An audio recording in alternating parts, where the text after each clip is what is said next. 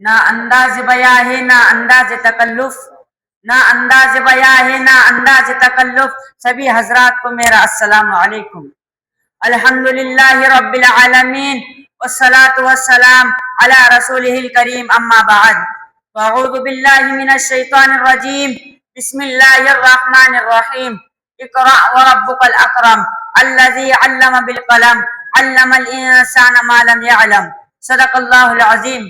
برادران اسلام اور ملت اسلامیہ کے جاوازوں، ہندوستان ہمیشہ اسلامی تعلیم و تربیت، تہذیب و تمدن، دعوت و تبلیغ، اشاعت القرآن والسنہ کا گہوارہ رہا ہے.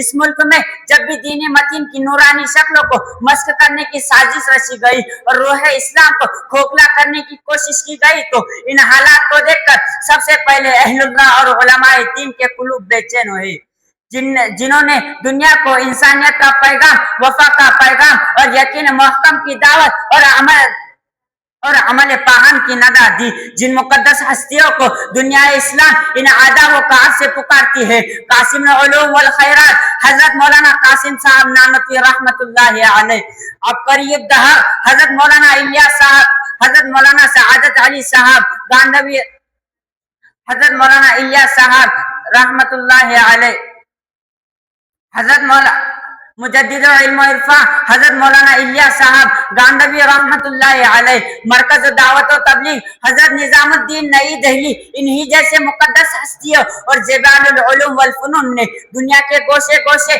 چپے چپے میں مدارس، مساجد، مکاتب اور خانقاہوں کا ایسا پائیدار جال بچھایا اور دعوت و تبلیغ اور تعلیم و تربیت کا ایسا بیج ڈالا جو مٹائے نہ مٹ سکے، اور پوری ملت اسلامیہ ان کے انوار و برکات سے سیراب ہو رہی ہے. ان حضرات کے لگائے ہوئے تناور درخت کا سایہ اتنا دراز ہوا کہ بہت سے کفرستان اور چمنستان محمد کا باغ ہو گئے. یہ مدارس اسلامیہ دین کے قلعے اور بنیادی اساس ہے. محترم حضرات، مدارس اسلامیہ اسلامی کلچر اور ثقافت کے آئینے دار ہے. یہ اخلاص اور اخلاق اور ایمان و یقین کے سرچشمے ہے. مدرسہ وہ کارخانہ ہے جہاں دین کے داعی اور اسلام کے سپاہی تیار کیے جاتے ہیں.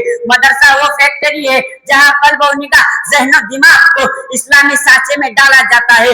مدرسے میں پڑھنے والے دہشت گرد نہیں ہوتے، بلکہ مدرسے میں تعلیم و تربیت پا کر امام القائدین حضرت مولانا قاسم صاحب نانوتوی، حضرت مولانا رشید احمد گنگوئی، فخر المحدثین علامہ انور شاہ کشمیری، مفکر و مدبر حضرت مولانا اشرف علی